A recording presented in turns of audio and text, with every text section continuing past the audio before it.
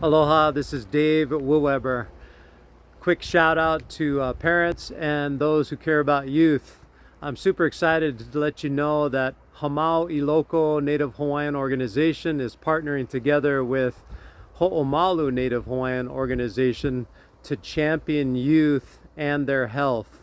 Maile Domingo and I will be co-teaching a sexual risk avoidance curriculum that really maximizes optimal health, total holistic health, because our vision together is to restore the beauty and the dignity of the gift of sex within lifelong marriage.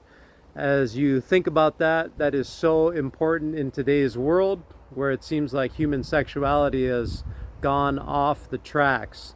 And there's also hope in this as well with the word restore. So if anyone is not happy about anything that's happened in the past, today is a new day and a young person can choose optimal health beginning today.